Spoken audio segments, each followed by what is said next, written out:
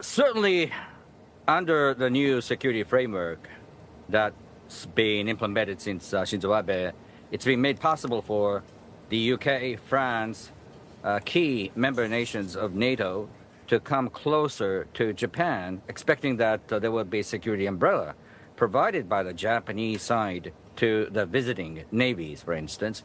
But it remains the case that Japan hosts the largest ever military footprint of the United States outside of the country. So the leverage is in the hands of the Japanese leader rather than the United States, because Japan should not be in a reactive mode. It's got to work more proactively to continue cementing the engagement and involvement of the United States. No other country than Japan could do that because of the host nation status of those military personnel and armament.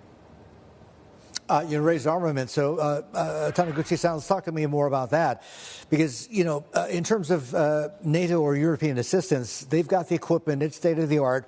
They don't have that many of them in terms of ships and planes, but either way, look, it's going to take a long time for them to actually get assets all the way across the Pacific or the Atlantic, rather, to this part of the world.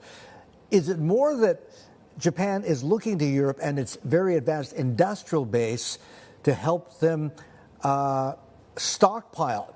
I'm talking about equipment, I'm talking about ammunition, I'm talking about missiles. Because obviously Japan's defense forces have beefed up, and they are pretty much state-of-the-art as well. But supply chains and linkages like that is going to be crucial for Japan, and that is the role, really, that Europe can play. Surely, there was a talk between the United States and Japan, among the United States, NATO, and Japan, that the UK, Japan, that Japan should join AUKUS for its second pillar to beef up technological base for those nations. So that's one. And the other thing is Italy, the United Kingdom, and Japan are now jointly developing the sixth generation fighter aircraft, and that also indicates how close, relatively speaking, Japan and NATO have come.